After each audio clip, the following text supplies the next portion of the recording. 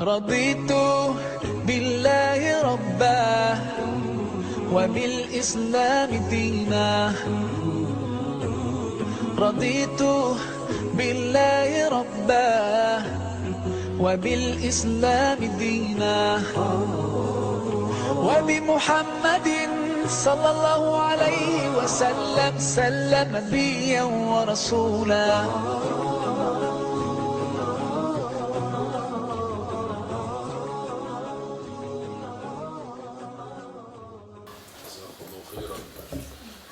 Merci beaucoup, Jazakallahu khairan. Bismillah ar-Rahman ar-Rahim. Alhamdulillah Rabbil Alamin. Wassalatu wassalamu ala ashraf al-mursalin. Nashhadu an la ilaha illallah wahdahu la sharika lah. Nashhadu anna Muhammadan abduhu wa rasuluhu wa khaliluhu wa safihi wa habibuhu. Sallallahu alayhi wa sallam. Ayyuha al-ikhwa wal-akhawat. Assalamu alaykum wa rahmatullahi wa barakatuh. Lorsque l'on parle du tawhid, donc ce mot signifie en fait le fait de professer le monothéisme. Le musulman est quelqu'un qui vit dans la perspective de l'adoration d'Allah subhanahu wa ta'ala. Allah nous dit « وَمَا خَلَقْتُ الْجِنَّ وَالْإِنسَ إِلَّا لِيَعْبُدُونَ » Je n'ai créé les djinns et les hommes que pour qu'ils m'adorent. Et Allah nous dit également dans le Coran « Ya ayyuhalladhina amanu taqullah » يا أيها الناس اعبدوا ربكم الذي خلقكم والذين من قبلكم لعلكم تتقون الذي جعل لكم الأرض فراشا والسماء بناء وأنزل من السماء ماء فأخرج به من الثمرات رزقا لكم فلا تجعلوا لله أندادا وأنتم تعلمون. Ce qui signifie, c'est un verset qui est tiré de Surat Al-Baqarah, ô homme, adorez votre Seigneur qui vous a créé, vous et ceux qui vous ont précédés. Peut-être pratiqueriez-vous la piété, lui qui a fait pour vous de la terre un lit et du ciel un édifice, et qui a fait descendre du ciel une eau par laquelle il a fait sortir des fruits en tant que subsistance pour vous. Ne donnez donc pas à Dieu des égaux alors que vous savez. Et donc dans ce passage, il est question de l'adoration d'Allah subhanahu wa ta'ala qui a créé pour nous les cieux, la terre, qui nous a nourris, qui a assuré notre subsistance. Et donc le tableau il est dressé dans ce verset de façon tout à fait claire et il nous demande, notre Créateur nous demande de ne pas lui attribuer de divinité qui serait égale ou rivale par rapport à son unicité puisqu'il est un Dieu unique et puisque l'homme en fait quand il regarde au fond de lui-même le sait. Parce que les ulama nous disent qu'il y a des indices qui nous renvoient à notre Créateur qui sont tout à fait évidents. Le premier, ce sont les signes de la création. Le fait que Allah subhanahu wa ta'ala a créé toutes choses et à travers ces signes, lorsqu'on observe l'univers, on est renvoyé de façon naturelle à la conviction que ce monde, que cet univers a un créateur unique. Tout à l'heure, j'ai fait le sermon au centre islamique de Genève et le thème du sermon, c'était un Dieu unique et un prophète, sallallahu alayhi wa sallam, comme guide. Et donc, sur la question de l'existence de Dieu, en commentant partie ce verset, eh bien, on rappelle avec Ibn Kathir dans son commentaire qu'on avait demandé à un bédouin, qu'est-ce qui prouve l'existence du Seigneur ? Exalté soit-il. Et ce bédouin répondit, gloire à Dieu, subhanallah. Donc, sous-entendu, comment peut-on poser une telle question ? La crotte de chameau prouve avec évidence l'existence du chameau. Les traces de pas prouvent l'existence du voyageur. Un ciel donc pourvu de constellations et une terre pourvue de chemins et une mer pourvue de vagues, cela ne démontre-t-il pas l'existence du subtil bienveillant, du parfaitement connaisseur, Et Al-Razi rapporte qu'Al-Rashid avait posé la même question à l'imam Malik. Et il donna pour preuve de l'existence de Dieu la variété des langues, des voix et des mélodies.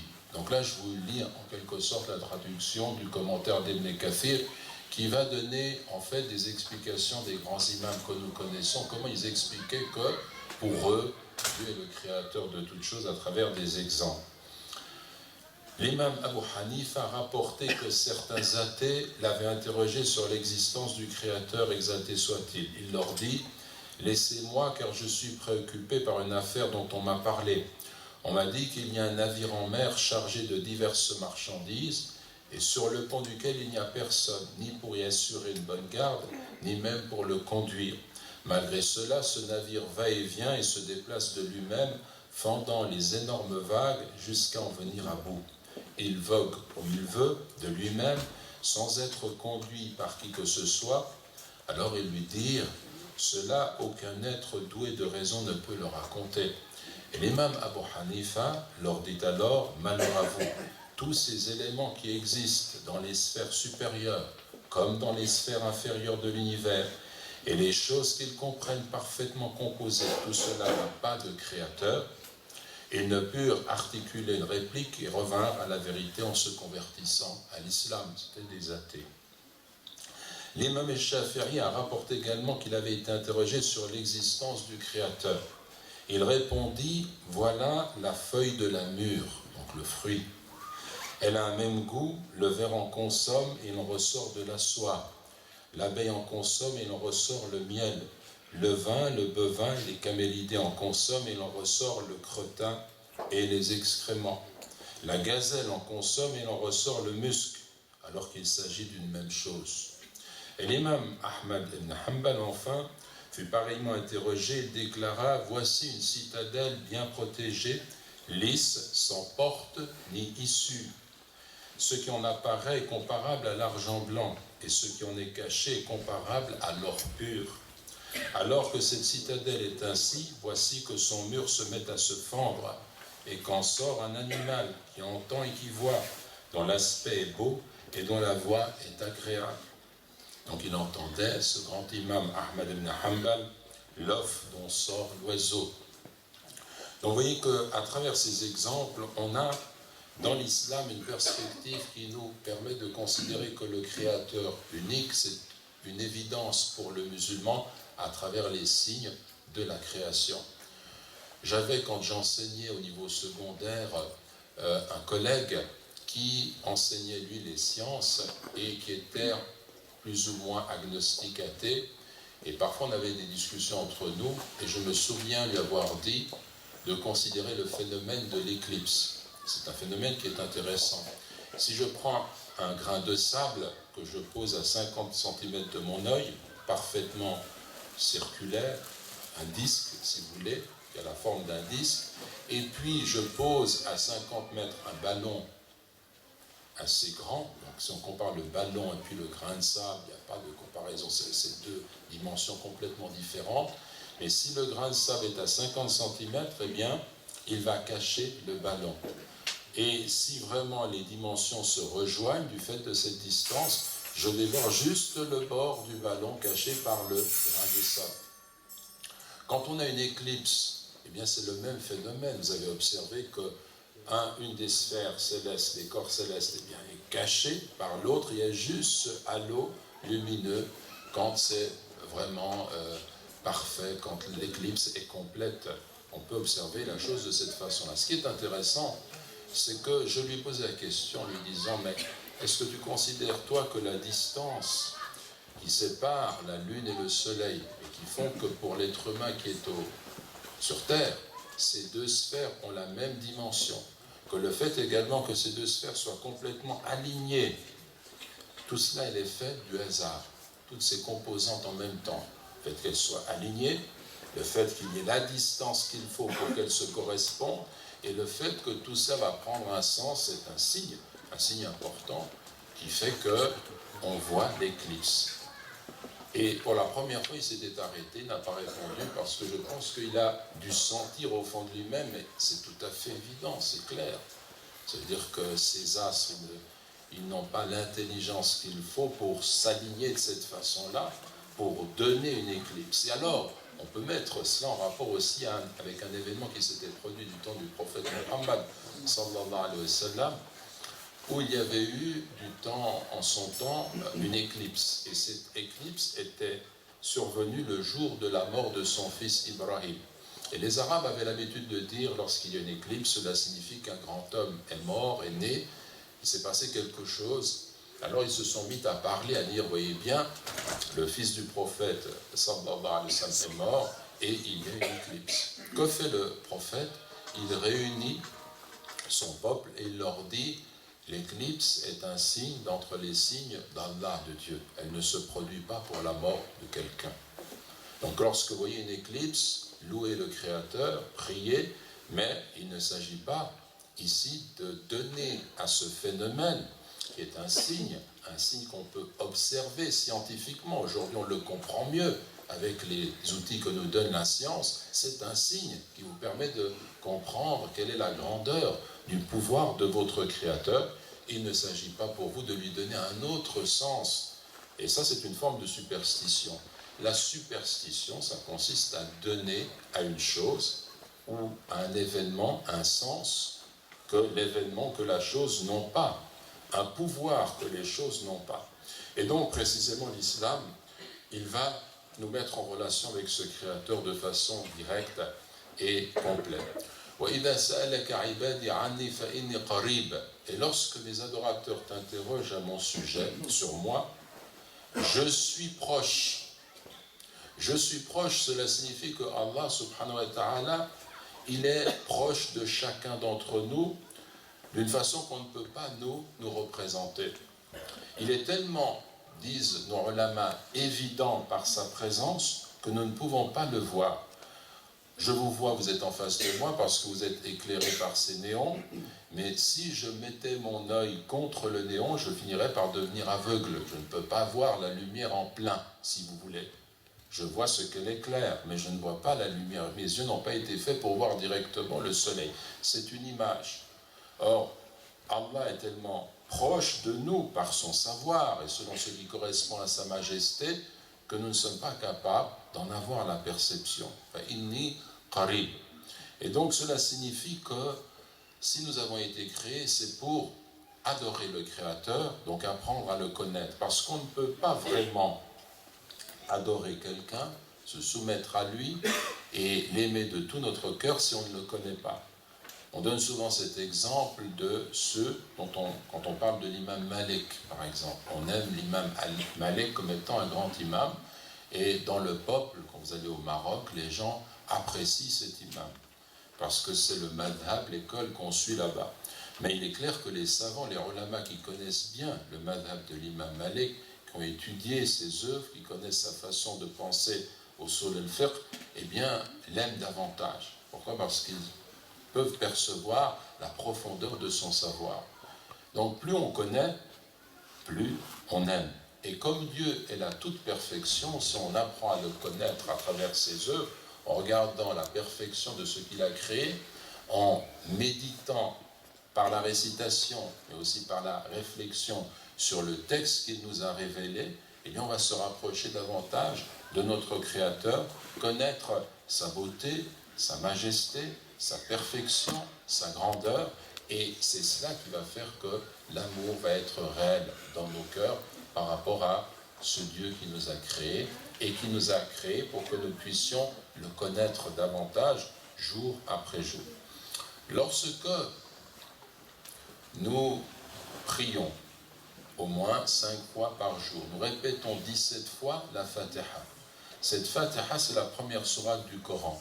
Et cette première sourate du Coran, les ulama nous disent que c'est le Coran, c'est la synthèse du Coran. Et à l'intérieur de cette sourate, vous avez un verset qui est lui-même le résumé de cette sourate et qui dit « Iyyaka na'budu wa iyyaka nasta'in » c'est toi que nous adorons et c'est de toi dont nous implorons le secours. Remarquez qu'on pourrait traduire, interpréter, parce que le Coran, on ne peut pas le traduire. Quand vous avez un texte en français, ce n'est pas le Coran. C'est une interprétation du sens des versets du Coran, mais ça ne peut pas être la traduction. Le Coran est intraduisible parce qu'il est la parole de Dieu qui est parfaite en langue sémitique arabe, et tant dans le fond que dans la forme, qui est inimitable, que l'homme ne peut pas imiter. Donc, quand on donne le sens en français, c'est une interprétation d'une façon ou d'une autre. Et donc, si on regarde Iyyaka na'budu wa iyyaka nasta'in, c'est toi seul que nous adorons Et c'est de toi seul dont nous implorons le secours, parce que ce Iyaka vient au début du verset, et il va renforcer l'idée que l'adoration ne doit aller qu'à Dieu subhanahu wa ta'ala, et à Dieu seul. Donc on a déjà une première chose qui est essentielle. Dans cet amour dont nous parlons, cet amour, s'il est authentique, il doit habiter mon cœur, et il doit être plus important que tout autre amour. Si mon cœur est habité par une passion, quelque chose qui est plus important pour moi, ça veut dire que je ne réalise pas le monothéisme. Ça veut dire que mon cœur est dépendant d'une créature comme moi. Et en fait, c'est une erreur de dépendre ainsi. L'islam, c'est une foi qui va libérer l'être humain de toute forme d'idolâtrie. Et les idoles, elles sont nombreuses. Vous savez que quand on regarde dans le Coran, j'ai moi-même écrit un livre qui s'appelle le Tawhid, le monothéisme musulman. Le premier chapitre consiste précisément à montrer comment, dans l'islam, eh bien, on en est venu à bout de toutes les formes d'idolâtrie, rejet de toutes les formes du polythéisme, rejet du culte de l'homme, rejet de l'adoration des anges, des djinns, des intermédiaires. Et quand on regarde un petit peu ce dont il est question, eh bien, il est question de rejeter les idoles sculptées, l'adoration du veau, le veau d'or, l'adoration des astres, le dualisme, donc le fait de concevoir un Dieu qui est double, ou bien la représentation trinitaire, dans toutes ces représentations qui sont fausses du point de vue de l'islam, eh bien, l'islam dit « La ilaha », il n'y a pas de Dieu. Et quand vous considérez cette première partie de la shahada, « La ilaha », il n'y a pas de Dieu. C'est-à-dire que la raison, quand on lui dit « cet arbre est Dieu », cet astre est Dieu, Pharaon est Dieu. Et quand on dit Pharaon, il faut comprendre aussi qu'il y a une résonance importante. Il ne s'agit pas simplement de se reporter à l'histoire ancienne et dire Pharaon, c'était une figure. Pourquoi est-ce que Dieu l'a nommé Pharaon, alors qu'il a appelé en face de lui Moïse, Moussa, alayhi salam, Moussa? Parce que Moussa, c'est une figure prophétique, noble, qui est notre modèle à nous autres musulmans, Moïse, et dont nous suivons l'exemple, bien entendu, et qui est arrêté en quelque sorte dans l'histoire à une période bien déterminée. Pharaon aussi qui s'opposait à Moïse, mais Pharaon, c'est quand même une idée de la tyrannie lorsque l'homme dit « je suis Dieu », lorsque l'homme veut imposer sa volonté aux autres. Et cela, c'est quelque chose qui va traverser l'histoire et qu'on va retrouver même aujourd'hui. Si vous voulez avoir une clé de compréhension de ce qui se passe en Égypte, eh bien observez que vous avez là un pharaon qui veut imposer sa loi contre une volonté populaire qui aujourd'hui réclame que soient respectés les principes de l'islam. On a observé cela en Égypte, et on voit la répression militaire, et on voit cette volonté d'imposer un régime militaire qui écrase cette volonté. Donc il faut aussi traduire cela par le fait que le tawhid m'impose, non pas d'en rester à une mesure théorique de la compréhension de l'islam, mais de vivre, de m'engager en tant que musulman pour dire « je refuse la tyrannie ». Je refuse lorsque la loi des hommes vient s'imposer et contredire la loi qui est celle de mon Seigneur. J'obéis et je me soumets d'abord à Dieu. C'est cela être musulman et comprendre le sens du tawhid. Donc, iyyaka na'budu. Alors ça veut dire aussi qu'on va progresser et observer qu'il y a des idoles qui sont des idoles grossières, comme César, ces statues, mais aussi des idoles qui habitent la conscience de l'être humain, qui habitent l'âme humaine, qui sont les passions. Afara'ayta man ittakhadha ilahahu hawa. Ara'ayta man ittakhadha ilahahu hawa. Vois-tu celui qui prend comme divinité, comme Dieu, hawa, c'est-à-dire sa passion. Ça veut dire que je peux être habité au fond de mon cœur d'une passion qui est tellement forte qu'elle contredit la volonté de Dieu, elle m'entraîne dans un mauvais chemin.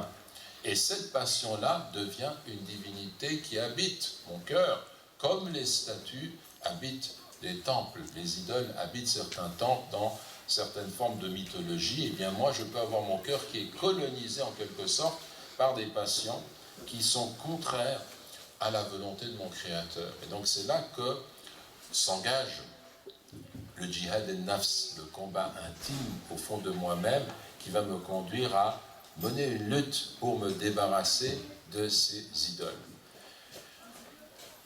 Qui est-ce que j'aime vraiment du fond de mon cœur et dont l'amour dépasse tout autre amour? Est-ce que c'est vraiment le Créateur? On devrait chacune se poser cette question. Est-ce que vraiment j'aime mon Créateur? Est-ce que je suis préoccupé? Quand on aime quelqu'un, on aime le mentionner, se souvenir de lui.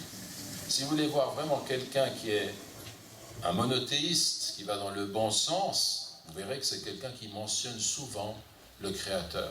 Il ne cesse d'être dans le dhikr. Subhanallah, walhamdulillah, wa la ilaha illallah, wallahu akbar. Vous le verrez chaque jour prendre le Coran et lire le Coran. Parce que le Coran, c'est la parole de Dieu. Toute comparaison gardée lorsque nous aimons quelqu'un, eh bien, s'il nous envoie, quand quelqu'un est amoureux, il reçoit une lettre de son amoureux, eh bien, qu'est-ce qu'il va ressentir? Il va ressentir du plaisir à ouvrir cette lettre, à lire, parce qu'il va même lire et relire. Et vous verrez que ceux qui aiment Allah subhanahu wa ta'ala sont constamment liés à la lecture du Coran, à l'étude du Coran, parce que Dieu leur parle. Donc le souvenir, la lecture du Coran. Et puis, cet amour va transformer le regard que je vais avoir sur les choses. Parce que connaissant mon Créateur, je sais par exemple qu'il est le noble et le généreux. Un nom divin, ou Karim par exemple, parmi beaucoup d'autres noms. Karim, ça veut dire qu'il est noble, il est généreux. Et je vais commencer à voir l'univers d'une autre façon. Je vais observer la nature et je vais dire Subhanallah, tout cela c'est un don de Dieu, comme on vient de le lire dans le verset. Je vais regarder ma nourriture et je vais dire Bismillah, ensuite Alhamdulillah, c'est Dieu qui me nourrit. Je vais prendre conscience que la faculté qui m'est donnée de respirer, de vous parler et vous de m'entendre en ce moment, c'est un don de Dieu, subhanahu wa ta'ala. Je vais voir une mère qui prend son enfant dans ses bras et lui manifester un amour qui est fort, et je vais dire subhanallah, c'est une marque de cette miséricorde, de cette noblesse, générosité qu'il a enseignée à ses créatures pour qu'ils puissent vivre selon le principe de la noblesse. Parce que non seulement je vais voir dans tout l'univers les signes de cette générosité, mais en plus je vais être interpellé en tant qu'individu. Comment est-ce que je dois me comporter? Je dois être bienfaisant comme Dieu est bienfaisant vis-à-vis de moi. Je dois être généreux. La générosité, ce n'est pas simplement de donner de l'argent et des biens, mais c'est aussi d'être là, présent avec un sourire, de donner une aide à quelqu'un qui est dans le besoin, de ne jamais tourner le dos au mendiant qui vient nous solliciter, tendre la main, parce que celui qui regarde bien, la main qui est tendue, ce n'est pas la main du mendiant. Au-delà de la main du mendiant, il y a la main de Dieu, subhanahu wa ta'ala, qui a amené cet homme jusqu'à toi pour tester ton comportement, pour voir comment tu vas agir. Et le musulman, il voit dans toutes les manifestations de la vie une occasion justement d'aller dans le sens de la soumission. Iyyaka na'budu, c'est toi que nous adorons et c'est de toi seul dont nous implorons le secours. Cela signifie aussi que le musulman va se libérer de l'angoisse et de la peur. Aujourd'hui, quand on essaie de comprendre quel est le mal qui touche les sociétés humaines, on voit que parmi les maux, il y a l'angoisse, l'inquiétude. Personne peut être riche, avoir des biens considérables, mais ne pas se sentir bien. D'ailleurs, on peut observer la chose. Il y a des gens qui sont extrêmement riches, mais qui sont inquiets. Pourquoi est-ce qu'ils sont inquiets? Parce que quel que soit l'état de leurs finances et de leur richesse, il y a un phénomène dans lequel ils vivent. Il y a une réalité dans laquelle ils vivent, l'espace-temps dans le temps. Wal asr, innal insana lafi khusr. Par le temps, certes, l'homme est en perdition. Illa alladhina amanu wa amilu salihat. Sauf ceux qui ont cru et qui font de bonnes œuvres. Wa tawasaw bil haqqi wa tawasaw bis sabr. Et qui se recommandent mutuellement la vérité et qui se recommandent mutuellement la patience. Cela signifie que l'homme, par définition, sa condition humaine, c'est de ne rien posséder, même s'il possède quelque chose. Et il peut avoir les plus grandes richesses, mais en fait c'est relatif. Il ne possède rien. il lui est donné de gérer sa richesse. Il est là mis à l'épreuve. Mais le temps va passer, il va perdre son bien, le laisser à des héritiers, il va passer et trépasser lui-même. Et donc c'est pour ça qu'il y a une inquiétude, même chez les personnes qui pensent avoir le confort et les biens et tout ce que l'on veut. En fait, ils n'ont rien. La richesse en islam, elle n'est pas dans le bien, elle est dans le lien. Le lien avec le Créateur, subhanahu wa ta'ala. Parce que c'est cela, être riche. Lorsque je dis subhanallah wa bihamdi, gloire à Dieu et par sa louange, Allah plante pour moi un arbre au paradis.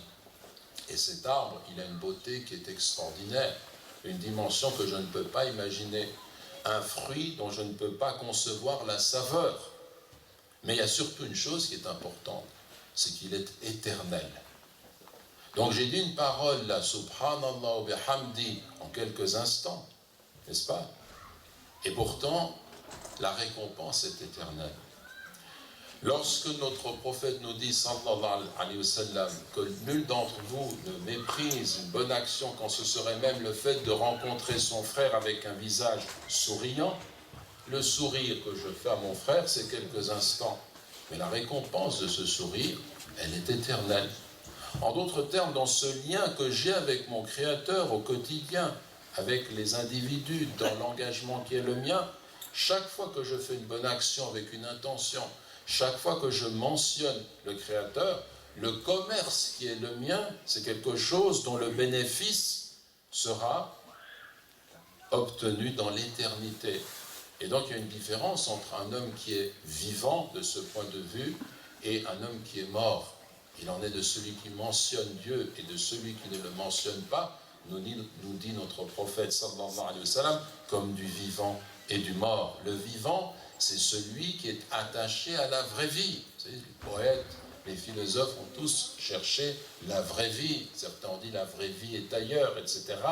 Mais ce qui est important pour nous musulmans, c'est de savoir que c'est cela le secret de la vie, ce lien avec Dieu. La richesse, elle est dans le lien avec Dieu, par le dhikr, par le rappel, par le fait de me dire, mais je dois vraiment aller dans le sens de faire en sorte que cet amour soit plus fort que tout autre amour, voilà le sens de ma vie.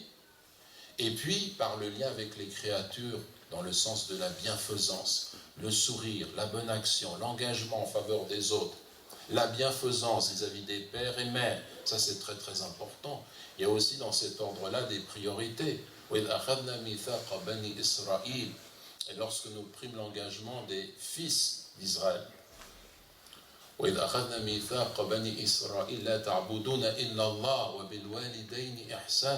n'adorerez qu'un seul Dieu et vous manifesterez de la bienfaisance vis-à-vis des pères et mères, des parents. Donc cela signifie qu'on va avoir précisément à nous engager sur le sens du tawhid et ensuite à relever la priorité, notamment celle qui est d'être bienfaisant vis-à-vis des pères et mères et des parents et des proches et des pauvres et des orphelins et des gens qui sont autour de nous et qui sont dans le besoin. J'ai parlé tout à l'heure de l'inquiétude. Iyyaka na'budu wa iyyaka nasta'in. Cela signifie que le musulman a une force qui est prodigieuse à partir du moment où il se tourne vers Dieu, il implore son secours et sait que ce secours vient de Dieu et il ne dépend de personne. Ça, c'est un point qui est extrêmement important. On raconte qu'un jour, un étudiant est parti de son village et puis il est allé en ville et il a fait de grandes études, brillantes études. Il a obtenu des diplômes, quantité de diplômes. Et quand il a terminé cela, eh bien, il a cherché du travail, il n'a pas trouvé de travail. Il était étonné parce que normalement, les efforts qu'il a fournis devaient lui permettre d'avoir une carrière brillante. Et tout d'un coup, il s'est effondré moralement, psychologiquement. Et puis, il s'est dit, c'est pas possible, il est retourné dans son village. Et en chemin, il a rencontré un jeune paysan qui travaillait la terre. Et ce paysan était rayonnant. Et il le croise et lui dit, mais qu'as-tu? Que s'est-il passé?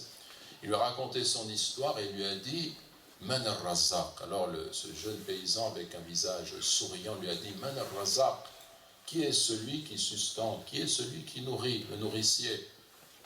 Allah. Donc de quoi es-tu inquiet? De quoi es-tu inquiet? Si vraiment tu as un lien avec ton Créateur, il est le maître des cieux et de la terre. C'est là le bonheur, la quiétude que les gens recherchent, c'est de faire ce qu'il est possible de faire, ensuite de s'en remettre à Dieu entièrement. Or, entre vous et moi, maintenant, lequel de ces deux hommes avait le plus de savoir et de connaissances? Question intéressante, parce que d'un point de vue études universitaires, diplôme, il est clair que le premier avait un bagage beaucoup plus imposant. Mais du point de vue de l'orientation du cœur, de ce qu'on appelle el ma'rifa, la connaissance qui est la plus importante pour laquelle nous avons créé, l'autre avait beaucoup plus de connaissances. Il était beaucoup plus proche de son Créateur, proche de la terre et proche du fait de savoir qu'il dépendait que si Dieu le décidait qu'il n'y ait pas de bonne culture, eh bien cela serait, et proche d'une compréhension des épreuves de la vie différentes, et donc lié à son Créateur. Et ça aussi, c'est important. Et pour finir, ce que j'aimerais vous dire, c'est que si on comprend cette chose, nous avons, nous, en tant que musulmans, un point de départ et un point d'arrivée. Inna lillahi wa inna ilayhi raji'un. À Dieu nous appartenons et à lui nous retournons. Et si on réfléchit bien, cela signifie que notre Créateur nous a donné un chemin qui est le chemin droit, qui consiste à savoir que de lui je viens, c'est lui qui m'a créé, c'est lui qui est mon Créateur, il me possède, je suis son serviteur. Et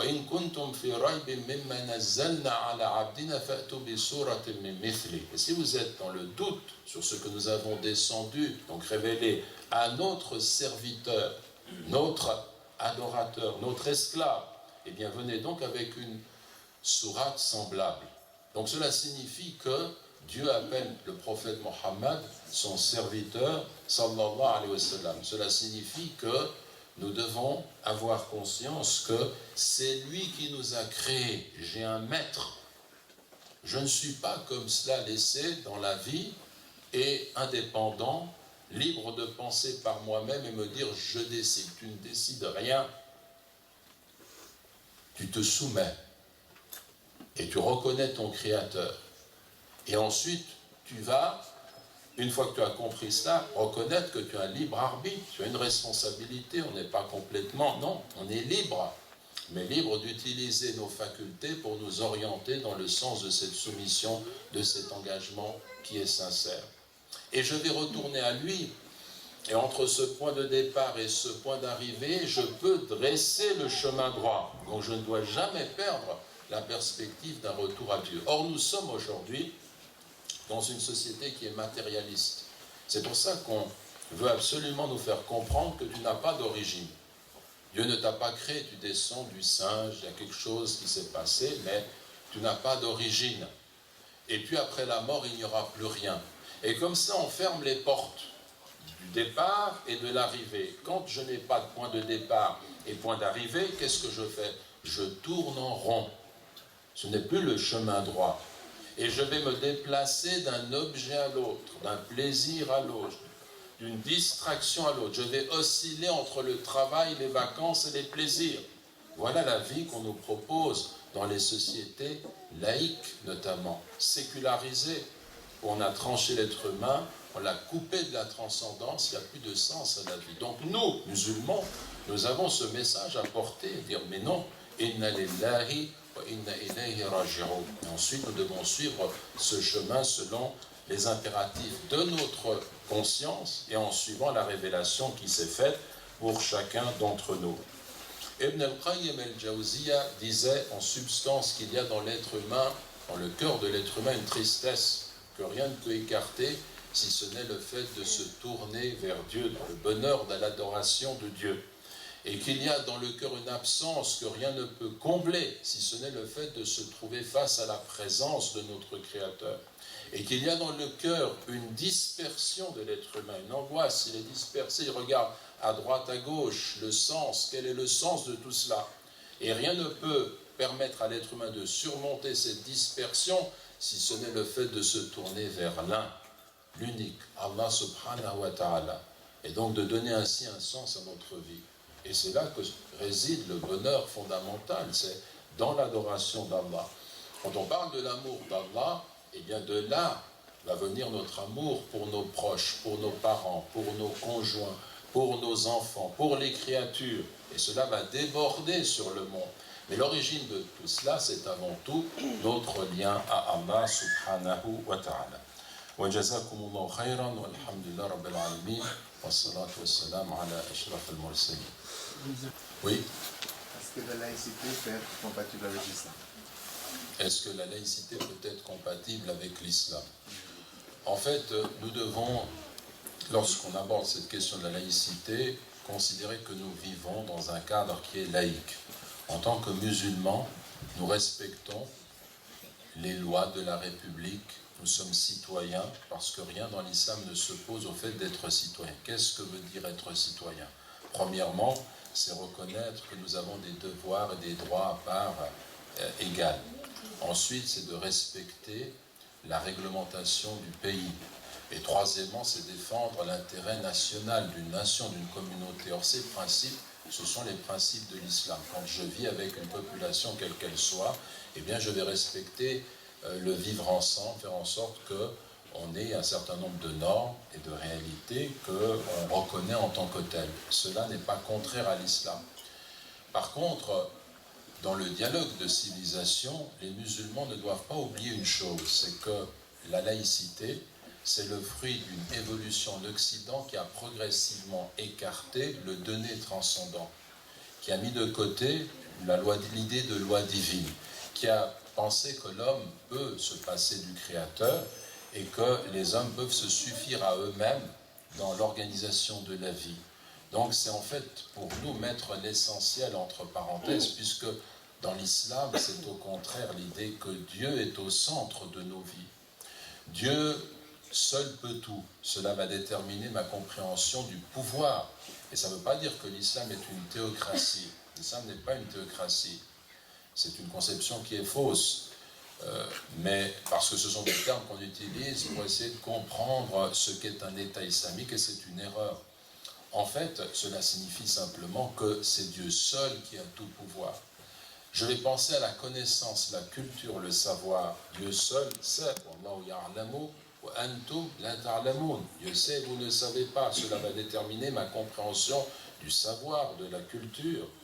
Et je vais également considérer que Dieu seul a un pouvoir au niveau des lois qui sont absolues, de les imposer aux créatures, aux êtres humains.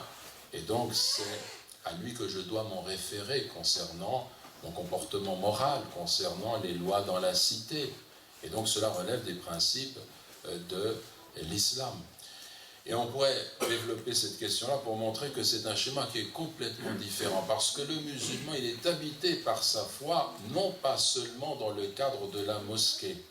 Dans la conception laïque, on a peut-être un espace qui est réservé au culte et qui est en dehors de la cité, qui n'a rien à voir avec la cité. En islam, la mosquée, elle est au cœur de la cité.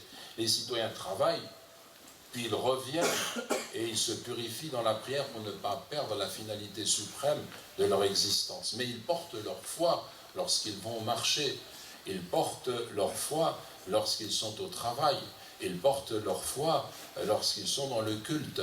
Ce sont des hommes de Dieu. Et ce qu'on doit viser, c'est l'insan al-Rabbani, l'homme du Seigneur. C'est très difficile de traduire al-Rabbaniya, mais c'est cette idée qu'on est lié à Dieu et qu'on agit en vue de Dieu avec sincérité, et puis qu'on porte cette foi où que l'on soit selon les principes de l'islam. Vous avez à ce propos une notion qui vous permet de comprendre comment l'islam va toucher tous les secteurs de la vie. Cette notion, c'est celle de Al-Ihsan. Al-Ihsan, quand le messager de Dieu est interrogé sur cette question, on aurait pu s'attendre à ce qu'il dise la bienfaisance, c'est d'être bienfaisant vis-à-vis des créatures, etc. Mais interrogé, il dit, Al-Ihsan, c'est que tu adores Dieu comme si tu le voyais, si tu ne le vois pas, lui te voit. Donc cela signifie que la bienfaisance, l'excellence dans la spiritualité, c'est d'agir avec la conscience que Dieu me voit. Cette proximité, c'est le fond, c'est le, si vous voulez, c'est le but ultime de la progression spirituelle en islam, c'est de purifier le cœur à tel point que le cœur voit ce qui lui est donné de voir dans la proximité. Ça, c'est al-ihsan, la bienfaisance. Mais en même temps, on peut réfléchir. Dieu te voit, donc cela signifie que tu sois en public, en privé, que tu agisses secrètement, eh bien tu as toujours cette conscience qui fait que Dieu t'accompagne et qui va être justement le principe de ton comportement sur le plan éthique où que tu te trouves. Et donc cela signifie que cette notion de ihsan concerne aussi mes rapports avec les autres, mes rapports de bienfaisance. Donc l'insan al-Rabbani, l'homme du Seigneur en islam, ce n'est pas le prêtre, celui qui porte un habit qui le distingue des autres. On n'a pas du tout cette notion. C'est tous citoyens engagés dans la cité qui travaillent avec cette conscience qu'il est lié à Dieu. Et également, dans le mot ihsan, il y a le fait d'exceller, de bien faire. Alors, quand on dit ahsant, tu as excellé dans ce que tu as fait. Donc, el-muhsin, c'est celui qui va chercher à faire le meilleur. Quelqu'un qui fait des études, lui est demandé en islam de faire le meilleur dans ses études. Quelqu'un qui entreprend un travail, on lui dit, tu fais le meilleur dans ton travail, et tu ne le fais pas précisément pour le regard du patron qui te regarde, pour obtenir justement de l'argent. Mais tu le fais en vue d'Allah, pour Dieu subhanahu wa ta'ala, parce que c'est à cela que tu t'es engagé à faire au mieux. Et donc cela signifie que le musulman aussi se libère de cette soumission au supérieur hiérarchique qui lui impose de lui obéir parfois contre les principes de l'honnêteté, parce qu'autrement il peut justement lui nuire. Il n'a pas cette conscience-là. Il s'en remet à Dieu. Il a une rectitude dans son comportement et ne va pas se soumettre à une créature. Il reconnaît le supérieur hiérarchique pour que l'ordre, les choses fonctionnent, mais toujours selon des principes qui dépassent et les uns et les autres et qui nous ramènent à Dieu, subhanahu wa ta'ala. Donc cela signifie que vous voyez que dès qu'on comprend cette question de l'ihsan, on est dans une dimension de l'islam dont les hommes ont aujourd'hui besoin, parce que dans les sociétés laïques, on a des règles, on a des lois, mais le sens de la vie, mettre l'essentiel entre parenthèses, c'est ça la laïcité, hein. C'est exclure la transcendance. Donc, nous devons vivre dans la laïcité en respectant le fait d'être des citoyens. Mais cela ne doit pas nous entraîner à renoncer au dialogue avec les autres en montrant quelles sont les caractéristiques de la culture musulmane dont nous sommes les uns et les autres les témoins. Nous devons témoigner de cette réalité parce que c'est un message et c'est différent. Ça apporte justement quelque chose qui est différent du point de vue de la spiritualité. Deux questions liées entre elles, hein, liées à la liberté de l'homme. Dans le domaine de la dans le domaine de la philosophie, la notion de libre arbitre existe. Puisque vous êtes professeur de philosophie, machallah, pouvez-vous donc établir un lien, un rapport entre libre arbitre et destinée de l'homme sur Terre? Inch'Allah, barakallahu fik. Puis une autre question proche. Pouvez-vous donc donner une explication au hadith suivant? Seule l'invocation permet de contourner le destin rapporté par Tirmidhi.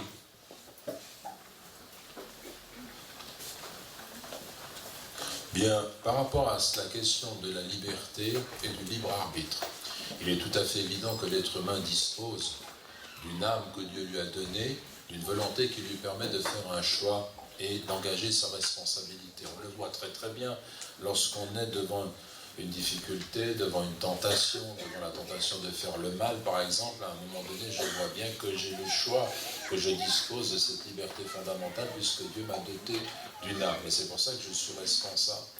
Et pour autant, dans ce que je vais faire, je ne peux pas sortir du cadre de ce que les destins a tracé pour moi. Ça ne veut pas dire que je ne suis pas responsable, mais ça veut dire que je ne peux pas aller au-delà de la volonté de Dieu. Pour expliquer la chose, on donne cet exemple. Si quelqu'un tue de façon injuste une autre personne, l'assassine, est-ce que Dieu l'a voulu? Voilà une question que je pose un peu comme ça, je vous choque un peu. Disons qu'on pourra dire, pour ne pas être heurté, Dieu l'a permis, puisque Dieu est tout-puissant. Dieu est tout-puissant, donc il pourrait empêcher telle personne de tuer telle personne, si telle était sa volonté. Donc, dans l'absolu, cela entre dans la volonté de Dieu qu'un tel tue une telle personne.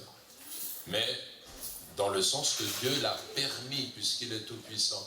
Mais est-ce que Dieu l'agrée? Est-ce que Dieu agrée cet acte? Non, puisqu'il a interdit de tuer. Il nous a interdit de faire un assassinat. Donc Dieu peut vouloir dans l'absolu ce qu'il n'agrée pas.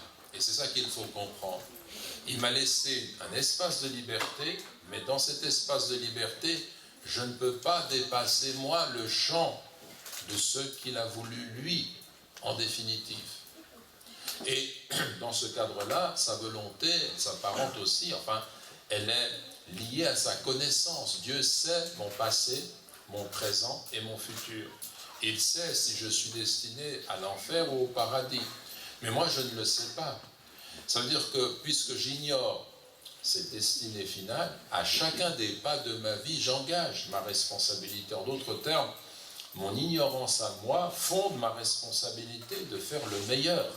Donc je dispose d'une liberté fondamentale qui confère à l'être humain un caractère qui est honorable, qui le distingue des anges. Les anges, eux, adorent Dieu et glorifient Dieu comme nous respirons. Et ils ne peuvent pas sortir justement de cette obéissance. Pourquoi est-ce que l'homme, lorsqu'il est dans la soumission, est supérieur aux anges s'il se conforme à cette voie et suit le modèle prophétique?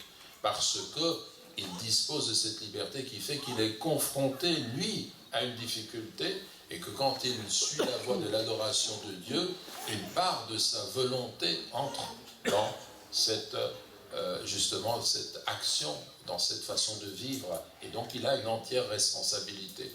En d'autres termes, l'islam refuse absolument le fatalisme. Dire que tout est écrit, ça veut dire que Dieu sait mon passé, mon présent, le futur, il sait tout ce qui a été, tout ce qui est, tout ce qui sera de façon absolue, c'est écrit dans la table, gardez, tout est écrit. Mais cela ne signifie pas que moi, eh bien, je suis contraint de faire le mal de telle façon que je ne peux pas être tenu coupable de ce que je fais. Si je suis coupable, il y a une loi, si je commets telle ou telle action, telle ou telle transgression. Donc il faut se souvenir, je pense, de cet exemple qui vous dit, Dieu permet certaines choses qu'il n'agrée pas sur le plan de la loi divine qu'il nous a livrée et qui engage notre responsabilité. Maintenant, pour le hadith que seule l'invocation peut changer le destin, c'est un hadith effectivement qui est rapporté, qui dit que quelqu'un pourrait se poser la question, c'est une orientation que nous donne le prophète, sallallahu alayhi wa sallam, quelqu'un pourrait se dire, mais puisque tout est écrit, il n'est pas nécessaire que j'invoque le Créateur. Mais tu oublies une chose, c'est que ton invocation, elle fait partie aussi du destin qui est écrit. Il n'y a rien tout est écrit, même ton invocation. Donc si toi tu invoques Dieu et par cette invocation, Dieu change le cours de ton histoire, cela est aussi écrit par rapport à ce qui aurait pu être, mais qui n'a pas été parce que tu as invoqué Dieu. Donc ça rejoint ce que nous venons de dire. Tu es responsable, invoque, mais tu ne vas pas sortir de ce qui est écrit d'une façon ou d'une autre. Et l'invocation fait partie de ce qui est écrit et va contre une volonté préétablie, effectivement, mais rien n'échappe cependant au fait que tout est écrit quand même. Wallahu a'la wa a'la. Oui, alors, lorsque l'on considère le shirk, le fait d'associer à Dieu une ou plusieurs divinités, on a plusieurs catégories de shirk. On a le shirk al-akbar, qui consiste à associer à Dieu une autre divinité, aller dans le sens d'une adoration, où on va vraiment se tourner vers une idole, et cela fait sortir la personne de l'islam. Les amulettes, tout ce qui est amulettes, comme les mains de Fatma, eh bien, c'est quelque chose qui fait partie de Eshirk, et celui qui porte une amulette, dit le prophète, Faqad Ashrak, il est tombé dans l'association. Cela ne signifie pas pour nous que nécessairement il soit sorti de l'islam, et cela signifie qu'il a une pratique qui est contraire au principe de l'islam, puisque précisément, il va donner à un objet une valeur, un pouvoir qu'il n'a pas. C'est donc de l'ordre de la superstition, il faut combattre les amulettes. Là où les ulama ont eu des points de vue qui sont différents, c'est sur ce que l'on porte et qui comprend par exemple des versets du Coran. Est-ce qu'on peut le faire ou ne pas le faire? Et là, il y a des points de vue qui sont différents. Mais si pour quelqu'un, le fait de porter un objet comportant des versets ou pas est l'occasion pour lui de donner à cet objet un pouvoir au lieu de s'en remettre directement à Dieu, il vaut mieux écarter toute forme justement d'association à Dieu par ce biais. Oui. Si c'est juste par tradition, ils ne croient pas que ça va les protéger de quoi que ce soit, c'est juste... Alors il faut écarter aussi la chose, non, il faut écarter justement si cet objet c'est une main de Fatma, il faut absolument l'écarter parce qu'à l'origine, ça a bien ce sens. Et donc ça c'est un principe en islam. Le messager de Dieu, lorsqu'il avait vu chez l'une de ses épouses le fait qu'elle avait suspendu les éléments, il ne supposait pas que son épouse allait s'adonner à une forme de polythéisme. Pourtant, il lui a demandé de descendre, enfin de faire en sorte que ces desseins ne soient pas produits. Pourquoi? Parce que tout ce qui va nous rappeler cela, eh bien, il faut l'écarter, il faut s'en débarrasser. L'islam, c'est la foi d'un culte pur qui est rendu à Allah. Et donc, il va détruire tout ce qui relève de l'idolâtrie, de la superstition. L'islam, c'est une foi qui libère la raison humaine, qui permet à l'être humain justement de se tourner vers Allah. Et si on devait retirer de cette soirée le fait qu'en se tournant vers Allah, en adorant Allah, on s'en remet à lui, on agit en vue de lui, on lui demande à lui de nous protéger, de nous conduire sur le chemin de la vérité. On retirait cet enseignement, c'est ça qui va libérer la conscience de l'être humain. Les gens sont enchaînés, sont aliénés, sont idolâtres lorsque la créature se tourne vers la créature. Lorsque l'ombre cherche dans l'ombre la lumière. Mais il n'y a qu'une lumière en réalité qui fait en sorte qu'on doit se retourner et aller vers notre Créateur subhanahu wa ta'ala. Oui. Consulter un magnétiseur, est-ce que c'est haram? Pardon? Consulter un magnétiseur, est-ce que c'est haram? Alors, pour ce qui est de l'action que l'on peut avoir avec les mains et de faire un travail de ce type-là, en principe, moi je ne peux pas me prononcer dans le sens d'un rejet absolu de ces pratiques, puisque dans la médecine paralléle, il y a des pratiques qui nous échappent. Donc avant de se prononcer, il faudrait les connaître et voir de quoi ils retournent en réalité. Donc je ne peux pas vous donner une réponse, il faut d'abord voir exactement quelle est la pratique de tel et tel individu dans les médecines parallèles. Ensuite, sur la base d'une étude, comprendre quels sont les effets bénéfiques que cela peut avoir. Et ensuite, se prononcer par rapport à cela. Cependant, je vous ferai remarquer que dans l'islam, nous avons également un certain nombre de remèdes qui nous sont donnés à travers les enseignements du prophète. Ibn al-Qayyim al-Jawziyya, par exemple, guérissait en utilisant Surat al-Fatiha. Et Surat al-Fatiha comprend un remède. Vous connaissez aussi qu'on peut faire la ruqya avec le Coran. Et cela peut permettre de guérir de maladies, non pas seulement de tout ce qui relève de el-djinn, du fait d'être possédé ou de subir justement des agressions au niveau du monde des djinns, mais aussi au niveau de maladies physiologiques. Et donc il y a une médecine dans l'islam qui va très très loin et qui nous suffit, qui nous suffirait si nous la connaissions vraiment en l'appliquant selon les principes de l'islam, en tout cas dans certains domaines. Ce qui ne signifie absolument pas qu'on va mettre de côté la médecine traditionnelle, parce qu'il faut quand même mettre en avant que si la médecine s'est développée dans le monde aujourd'hui, cela est dû en grande partie au niveau du progrès des sciences, aux grands médecins du monde musulman comme Ibn Sina, Avicenne et comme d'autres qui ont fait justement, la médecine s'est développée dans le monde musulman justement parce que notre prophète nous a encouragés à rechercher le remède. Je pense aussi que l'être humain, à notre époque, a des problèmes de santé dus à la consommation, sa façon de consommer. Oui, donc c'est une observation qui est tout à fait évidente et importante de dire qu'il y a une façon de consommer qui également on use et abuse des biens et des ressources qui nous sont données, on consomme sans retrouver un équilibre, et la notion d'équilibre en islam, elle est très très importante. Si on considère l'être humain, on observe que l'être humain a une âme, il a un corps, il a un cœur, Et il y a vraiment des facultés qui sont nombreuses en lui. Et ce que l'islam nous a enseigné, c'est trouver cet équilibre dans le fait de satisfaire les besoins du corps sans aller trop loin, parce que si l'on va trop loin, le corps devient malade et pesant par la consommation.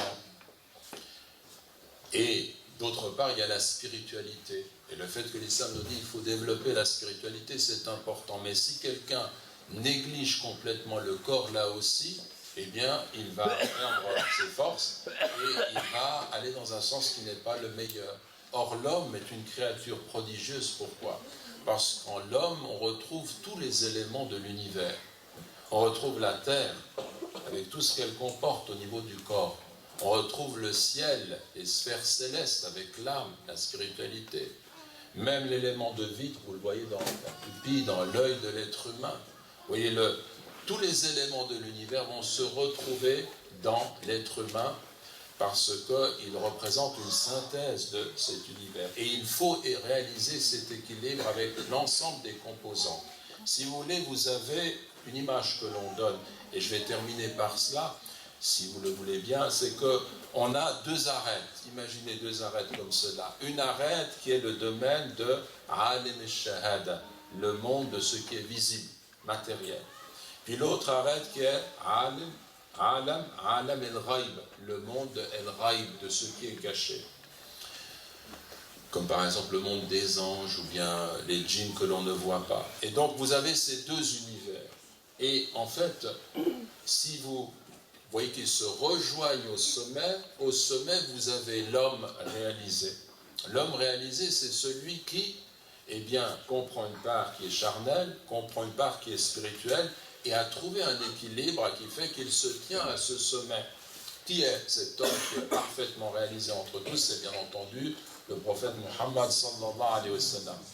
Cependant, si l'homme cherche à aller d'un côté plutôt que de l'autre, il va tomber.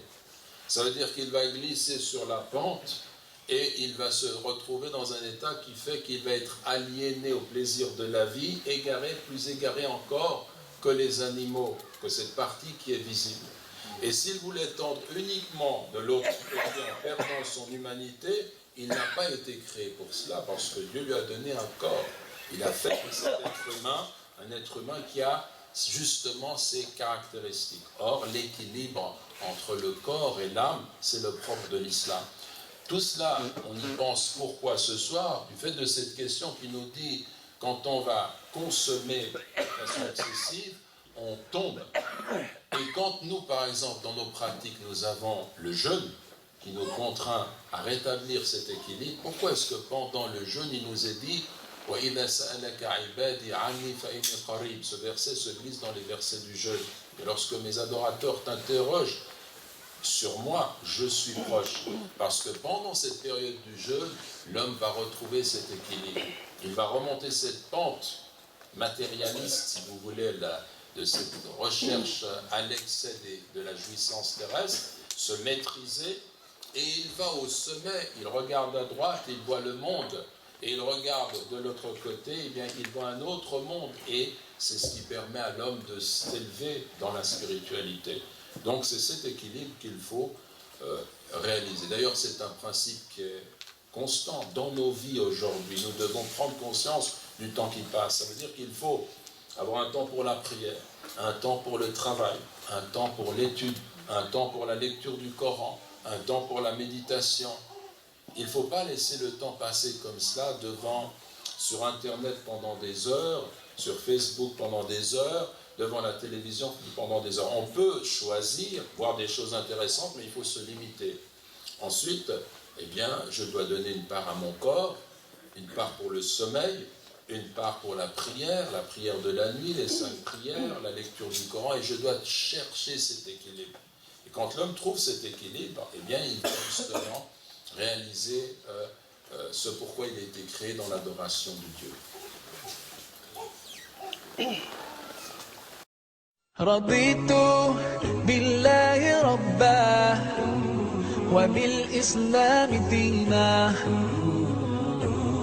رضيت بالله ربا وبالإسلام دينا